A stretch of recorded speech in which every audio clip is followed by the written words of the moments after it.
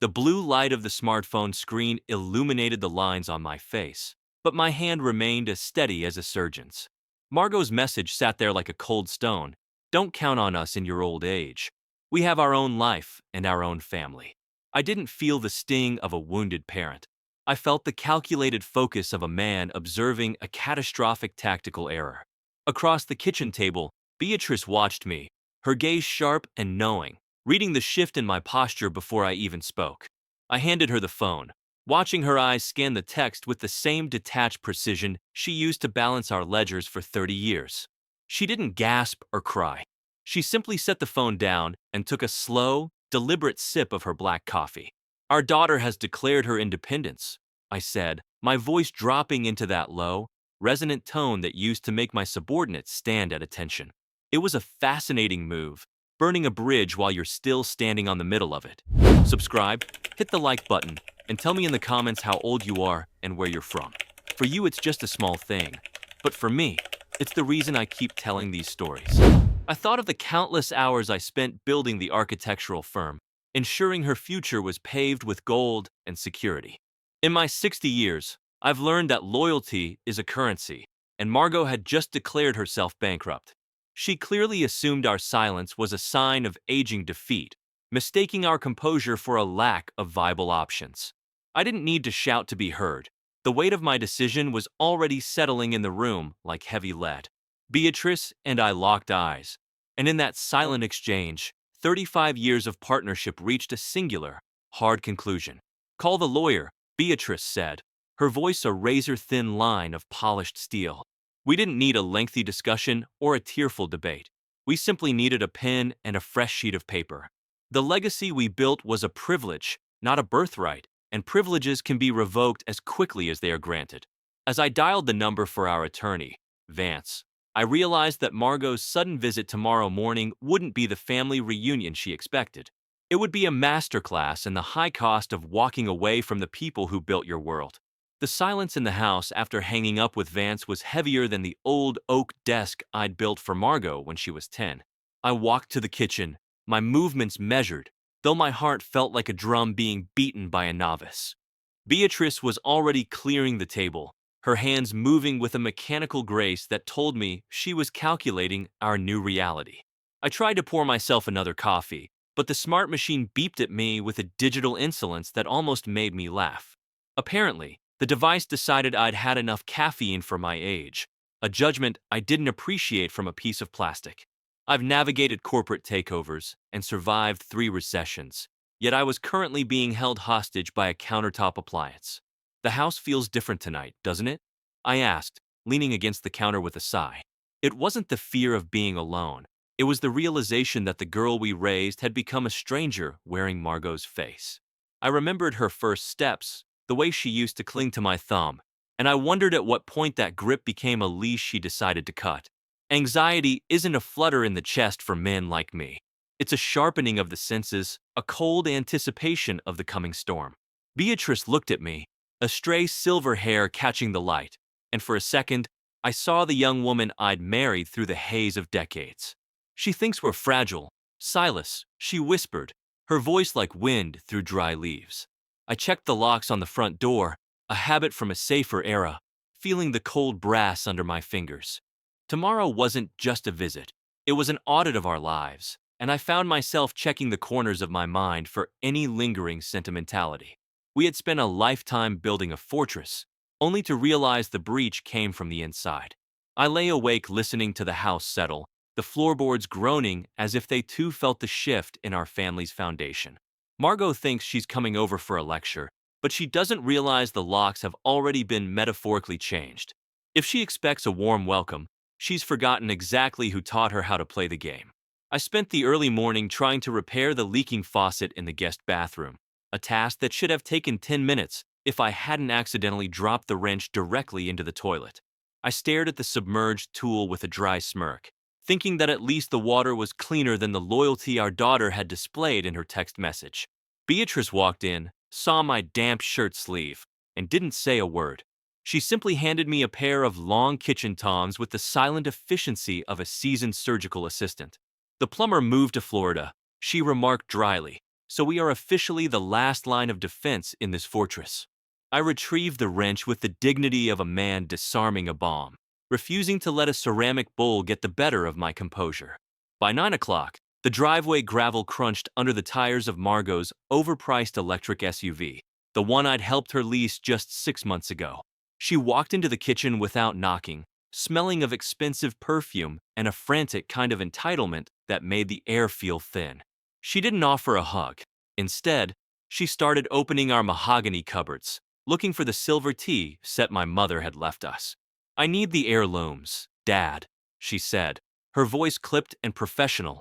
"Since you and Mom are downsizing your lives, it's better I take them now before they get lost." The injustice of it didn't burn. It froze me into a statue of pure, calculated observation. She was already mentally dividing our living room into piles of scrap and profit while we were still standing in it, breathing the same air.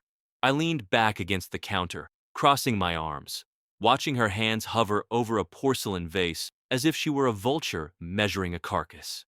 She clearly assumed our silence was permission, a classic mistake made by those who think speed is the same as power.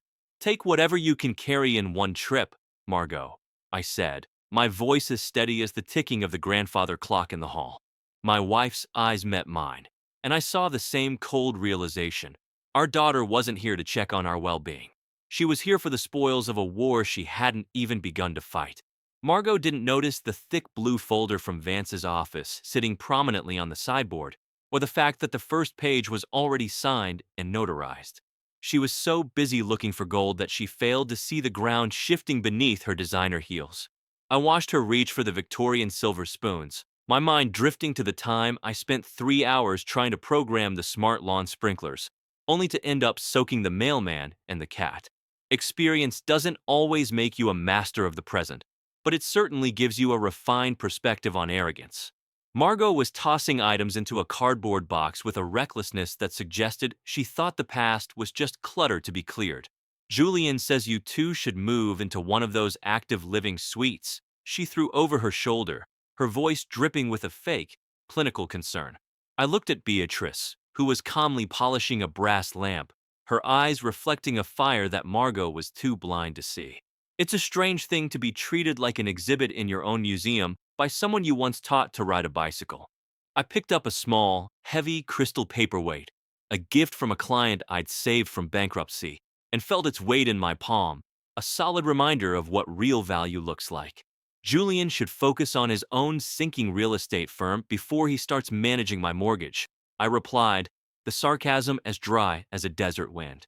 Margot stopped, her hand hovering over a framed photograph of our first office, and for a split second, I saw a flicker of the child she used to be. But the flicker died, replaced by the hard, glassy stare of a woman who had already spent her inheritance in her mind. She started lecturing us on efficiency and asset management, using words she'd clearly practiced in the car on the way over. I didn't interrupt. I simply pulled out my pocket watch, a mechanical masterpiece that never needed a battery or an update. I timed her rant, noting the way her voice rose in pitch when she realized we weren't bowing to her logical demands. Every word she spoke was another nail in the coffin of the relationship she thought she was still in charge of. She didn't know that Beatrice had already cleared out the joint safe deposit box an hour before the sun came up. When Margot reaches for the family jewelry tonight, she's going to find nothing but cold, empty velvet. Margot pulled out a sleek tablet, sliding it across the kitchen island with the patronizing flourish of a kindergarten teacher showing a toddler a picture book. "I've already scouted 3 facilities, Dad," she chirped, her voice lacking even a shred of the empathy I'd paid her Ivy League tuition to cultivate. I stared at the screen, which was displaying a brightly colored brochure for Sunset Meadows, and tried to zoom in, only to accidentally trigger a loud, upbeat video of a senior water aerobics class. The tablet's volume was maxed out, and for 5 seconds, the kitchen was filled with aggressive technopop and the splashing of retirees. I fumbled with the sleek edges, searching for a physical button that didn't exist, feeling for a moment like a man trying to play a piano made of glass. "The mute button is a digital ghost, Silas," Beatrice murmured, her eyes fixed on Margot with a look that would have withered a desert cactus. I finally managed to turn the thing off, setting it face down on the granite with a thud that spoke louder than any curse word I could have uttered. Margot sighed. That long, theatrical breath of someone perpetually inconvenienced by the existence of her elders. See, this is exactly why you need professionals, she said, gesturing to the silent tablet as if it were definitive proof of my cognitive decline. She didn't realize that my frustration wasn't with the technology, but with the hollow woman standing in my kitchen claiming to be my blood. She started explaining liquid assets to me as if I hadn't spent 40 years managing millions for people who actually understood the mathematics of power. It was the ultimate humiliation, to be lectured on my own life's work by a woman who still didn't know how to change a tire without calling an app. I kept my face a mask of polite boredom, watching her pride swell like a balloon drifting toward a very sharp needle. Every sweetie and Han she threw my way was a debt she would soon have to repay with a staggering amount of interest. I stood up and walked to the wall safe, the one hidden behind the portrait of my grandfather, and noticed Margot's eyes light up with a predatory, expectant glint. She thought I was finally going to hand her the keys to the kingdom, but I was simply looking for my glasses to read the fine print on her impending downfall. I reached into the safe, not for the stack of bonds Margot clearly expected, but for my reading glasses. In the process, I accidentally bumped a motion sensor light that I'd installed myself last summer. It flickered once, gave a pathetic buzz, and promptly died. I stood there in the shadows, squinting like a confused owl trying to read a menu in a dark basement. A momentary fumble that Margot would surely label as decline. I finally retrieved the spectacles, the world snapping back into a sharp, unforgiving focus that perfectly mirrored the clarity in my soul. Margot was already by the window, her thumbs flying across her phone screen as she reported her progress to Julian. A digital photo frame on the mantel, a gift I still haven't mastered, suddenly chirped and began a slideshow of her 8th birthday party. The image of that laughing girl, her face smeared with chocolate cake and genuine joy, should have brought me to my knees, but it only hardened the ice in my veins. I felt the last lingering thread of parental hope snap inside me with the quiet finality of a vault door locking shut. This wasn't a breakdown of my strength, but a total collapse of my willingness to play the role of the passive observer. "You've already planned the estate sale, I see," I remarked, my voice a low, vibrating hum of controlled fury. She didn't even look up, dismissing my observation with a wave of her hand that suggested I was just background noise in her own success story. I realized then that my daughter didn't just want our things. She wanted to erase the very people who had provided them. The Sunset Meadows brochure lay on the rug like a discarded ransom note, and I stepped over it with the deliberate grace of a man who knows exactly where the minefield ends. As I reached for the pen on the sideboard, I noticed Margot's eyes fixated on my vintage watch, completely unaware that I had already called the courier to take it to the auction house for the Children's Hospital Fund. Margot was now pacing the kitchen, lecturing me on the efficiency of digital assets while I struggled with the new voice-activated faucet that Beatrice insisted would modernize our lives. "Sink! Activate!" I commanded, but the tap remained as silent and stubborn as a gargoyle in a drought. Margot rolled her eyes, a gesture she perfected as a teenager and apparently felt was still effective against a man who had built her entire world. "See, Dad, you're struggling with a faucet. How are you going to handle a 3-story estate?" she asked, her voice dripping with a saccharine concern that tasted like copper. I didn't feel old. I felt like a sniper waiting for the wind to die down. I finally just used the manual override, and the water surged forth with a satisfying, violent hiss that silenced her mid-sentence. I've learned that people often mistake my deliberation for hesitation, failing to realize I'm simply calculating the exact force needed for the final blow. Margot began marking our furniture with green keep and red cell stickers as if she were a land surveyor marking trees for a clearing. My quiet rage wasn't a chaotic storm, but a cold, clinical assessment of a structural failure in our daughter's character. I leaned against the marble counter, watching her frantic, unearned confidence with a detachment that bordered on curiosity. "You have exactly 5 minutes to finish your inventory, Margot," I said, my voice low and steady, yet it carried the weight of a closing vault door. She laughed, a sharp, brittle sound that revealed her complete lack of understanding of the man standing before her. I didn't laugh back. I simply tapped my vintage watch, noting that the courier for the revised will was already around the corner. My silence was a weapon, and I was currently sharpening the edge against her arrogance. The time for parental patience had officially expired, replaced by the cold clarity of a strategic withdrawal. As she reached for the silver tea set on the sideboard, I noticed Beatrice standing in the shadow of the doorway, her gaze fixed on Margot with a look that would turn lava to stone. I stepped back, allowing the silence to thicken until the air in the kitchen felt heavy enough to shatter. I stood in the shadow of the doorway, watching Margot slap a red cell sticker onto the mahogany chest my grandfather carved by hand. My husband, Silas, looked like a statue of weary patience, though I knew his mind was working with the cold efficiency of a bank vault.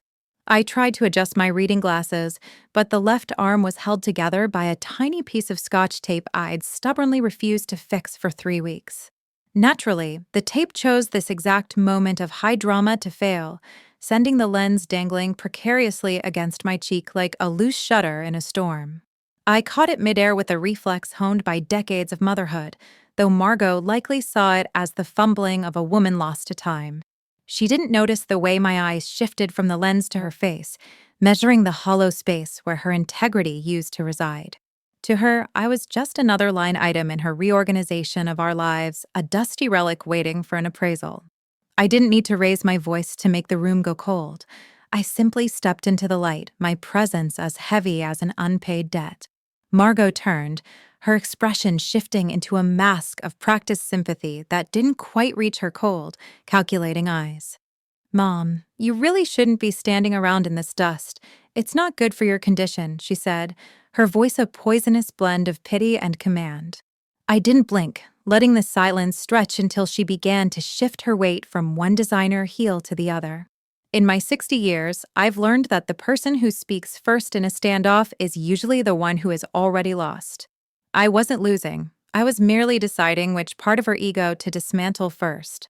Her new life was built on a foundation, Silas, and I laid, and she was currently trying to bulldoze the people who still held the deed. She reached for the velvet jewelry box on the vanity, her fingers twitching with a greed she could no longer hide. She didn't realize that the locks on our lives had changed long before she walked through that front door. I watched Margot's face pale as she flipped the lid of the velvet box, finding only a collection of my old, mismatched buttons instead of the family pearls.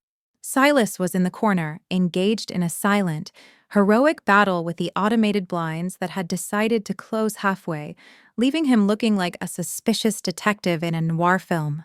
He caught my eye, gave a tiny, dry shrug that suggested the technology was in league with our daughter, and went back to calmly wrestling the plastic slats without breaking his stride. Margot turned to me, her breath coming in short, jagged bursts of frustration that she tried to mask with a cold, professional sneer. "Where are they, Mom?"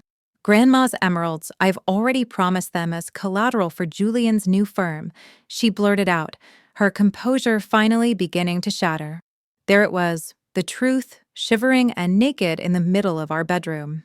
She hadn't sent that text because she wanted independence. She sent it because she had already mortgaged a legacy that was never hers to spend. It's a remarkable thing to watch a person you once nurtured try and auction off your very history before you've even finished living it. I didn't flinch. I simply smoothed the front of my silk blouse, feeling the familiar, cold weight of the real emeralds tucked safely into my cardigan pocket. "You sold the future before you owned the present, Margot," I said, my voice as quiet and precise as a falling scalpel. "I've spent 40 years reading the intentions of others in the way they avoid eye contact, and she was currently drowning in her own deceit." She thought she was the clever strategist of our retirement, but she was merely a tenant who had forgotten she was no longer on the lease. Silas finally won his war with the blinds, the room flooding with a harsh, midday light that stripped away her remaining pretenses. We weren't the ones in need of a care facility. She was the one who needed a lesson in the dangerous physics of burning a bridge you're still standing on. I looked at the red cell stickers she'd scattered around our sanctuary and felt a dry, ironical amusement at her lack of foresight. Every expert opinion she offered was just a desperate attempt to cover the hole she dug in her own bank account.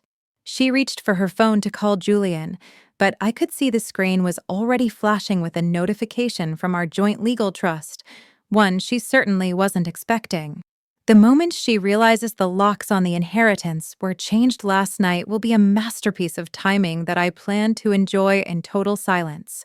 Margot's phone vibrated against the marble countertop with the persistence of a trapped insect. She stared at the screen, her eyes widening as the notification from the trust management firm confirmed her worst suspicions. Silas was across the kitchen, engaged in a silent, heroic battle with a New Age ergonomic jar opener I'd bought him. He was currently holding it upside down, examining the device with the suspicion one might give a cryptic alien artifact. "This thing has more moving parts than a Swiss watch and half the common sense," he muttered, finally abandoning the gadget and simply popping the jar lid with a sharp, expert tap against the counter. The dry thwack of the seal breaking sounded like a gunshot in the sudden silence of Margot's realization. You removed me?" she whispered, her voice trembling not with grief, but with the raw panic of a gambler who just saw the dealer take the pot. I didn't answer immediately. I simply poured a glass of ice-cold water, watching the condensation bead on the glass with clinical interest. Silence is a mirror, and right now, Margot was forced to look at the reflection of her own betrayal. She began to pace, her movements jerky and uncoordinated, a sharp contrast to the stillness Silas and I maintained. "Julian needs that backing, Mom. You don't understand the pressure we're under," she snapped, the mask of the successful daughter falling away to reveal the frantic debtor. I found it amusing that she spoke of pressure to the two people who had spent 40 years shielding her from the very concept. Experience has taught me that those who scream about their needs usually forget the silent sacrifices of those they are screaming at. I set the glass down with a soft, deliberate click that seemed to echo through the entire house. "We understand pressure perfectly, Margot. We just choose not to let it make us sloppy." She looked at us as if we were strangers, and in a way, she was right. She was meeting the people we had to become to survive her. Margot's phone rang again, this time Julian's name flashing in bright red, and I knew the first domino of their fragile empire had just tipped over. I watched her finger hover over the decline button, her hand shaking with the weight of a secret that was no longer hers to keep. Margot's eyes darted between her buzzing phone and the cell stickers she had so prematurely placed on our belongings.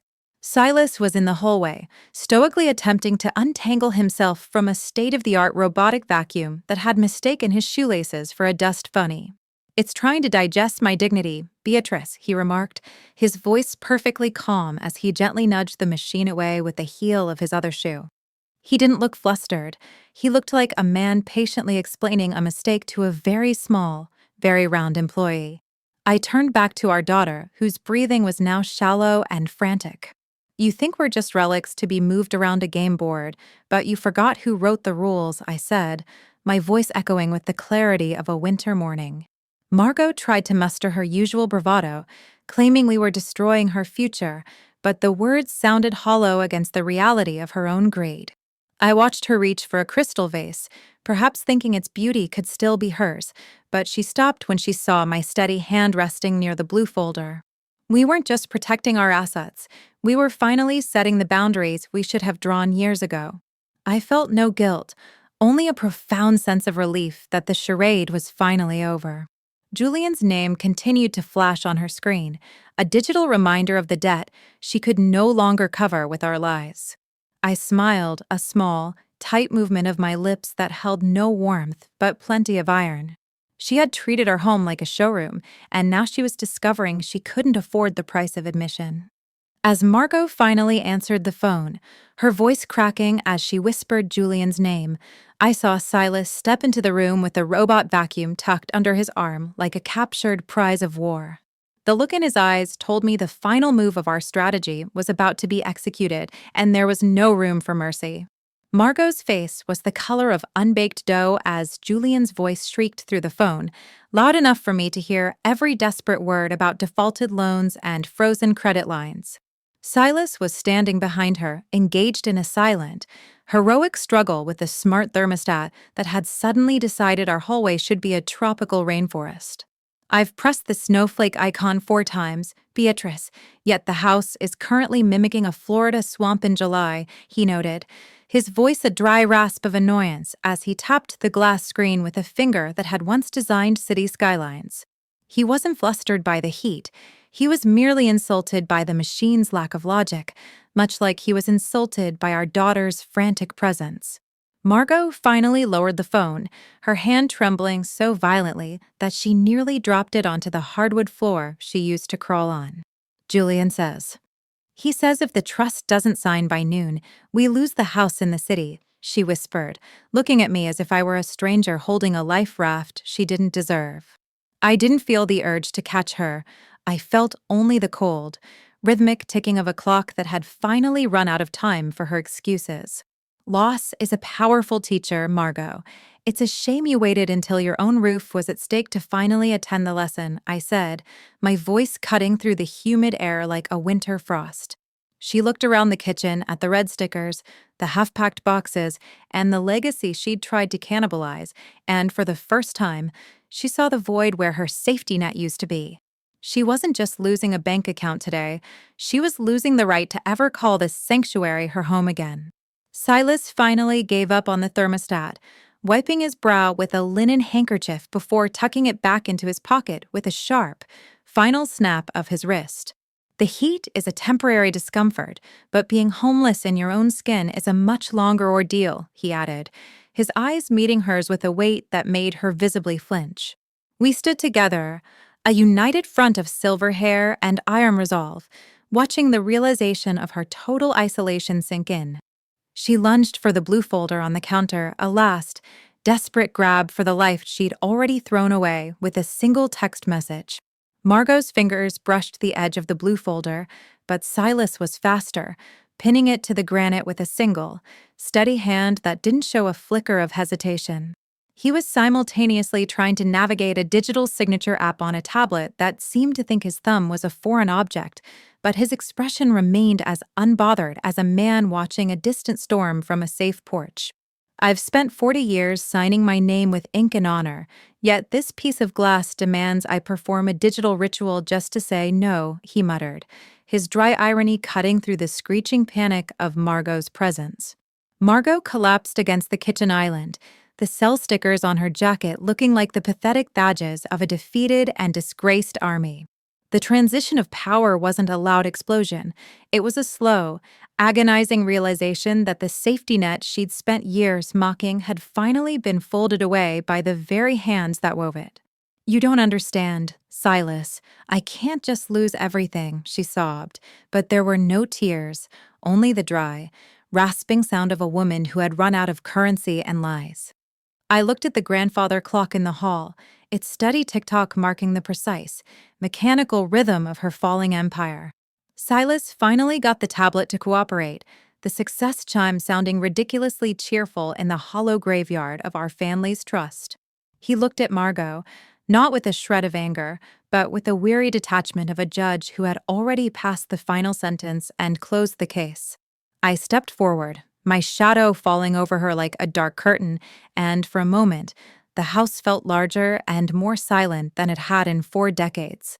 She had tried to treat her parents like outdated furniture to be replaced, and now she was finding out that even the most patient stone has a limit when struck too often.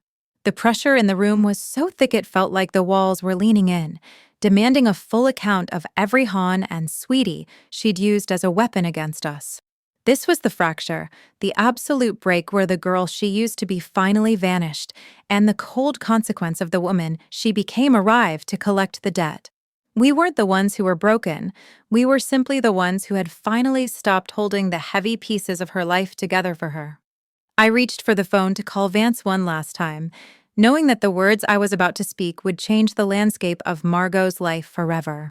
As the line connected, I saw her look toward the front door, realizing for the first time that the exit was the only thing we were still offering her for free.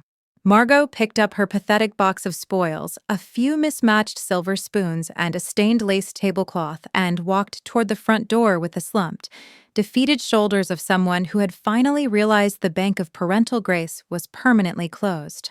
Silas stood by the entryway, his hand resting on the sleek, touchpad lock that had been chirping incessantly for the last hour because he refused to calibrate its soul via a smartphone app.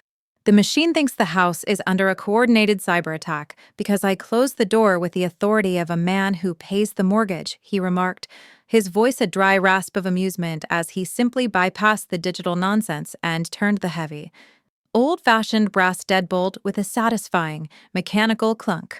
He didn't need a digital confirmation or a push notification to know that our sanctuary was secure. His own grip was more reliable than any software ever written. I watched Margot pause at the threshold, her hand on the frame, waiting for a final word of comfort or a softening of the iron resolve she had forced us to forge in our own kitchen.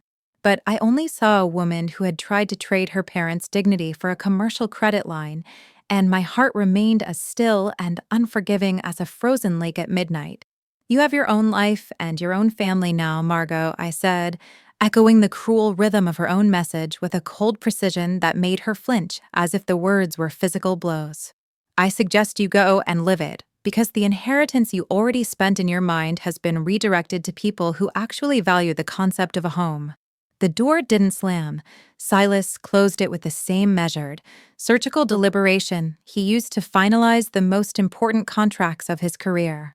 We stood in the sudden, magnificent silence of a house that was once again ours, the red cell stickers she left behind looking like nothing more than colorful, meaningless litter on a clean floor. Silas looked at me, a faint, ironical spark in his eyes as he peeled a sticker off the grandfather clock and carefully stuck it to the back of the robotic vacuum that was still trying to navigate the hallway rug. I think the machine deserves a promotion to head of security for its service in the Great Inheritance War, he joked, though his face remained a mask of restored and absolute authority. We walked back into the kitchen, the afternoon sunlight hitting the marble countertops in a way that felt like a quiet benediction rather than a spotlight on our supposed decline. The Sunset Meadows brochure was already at the bottom of the trash bin, buried under the damp coffee grounds of a morning that had redefined the boundaries of our lives. We didn't need to discuss the future or the lawyer's next steps. We had already secured our peace with the same quiet strength that had carried us through 4 decades of building a world from nothing. Our legacy was never in the silver, the emeralds, or the square footage, but in the fact that, even at 60, we were the only ones holding the keys to our own souls. We sat down to a fresh pot of coffee, 2 people who had been tested by their own blood, refused to break, and finally won back the right to their own silence and their own ground.